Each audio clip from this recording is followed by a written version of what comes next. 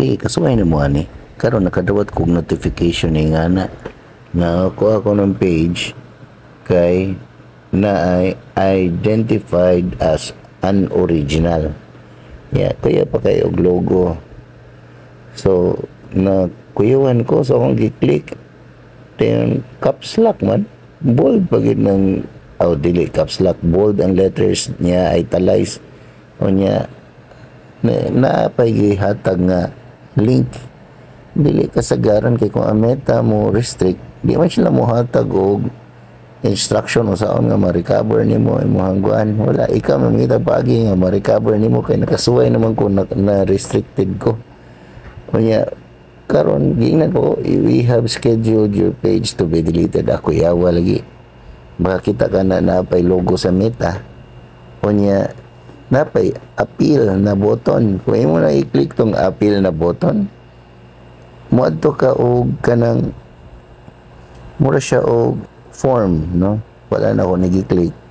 Pero kung imo nang i-click ang form kay dili meta nga form, lahi siya.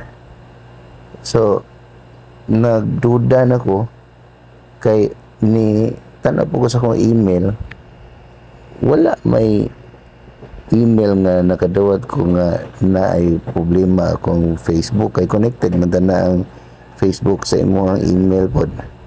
So nya nitanaw ko sa ko ang page, wala may butang nga restricted. Kasuway na biya ko na restrict na man mo gawas diha nga murag icon nga na triangle nga red.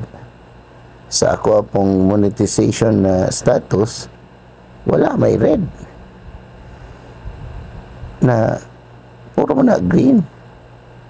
Kung naa pa, kung restricted pa ang na to'y nakita nga itong murag triangle laging red. O niya, ang ilara pang giingon sa katong notification na balik taha kani. Ang giingon sa notification kay due to this concern, certain restrictions have been temporarily placed. O, naunta, makita naunta na ko ang restrictions. Pero wa man. Nga, kuya, bigayo. Failure to respond within 24 hours may result to permanent removal of your page. Kuya, kamo kasuway mo ani.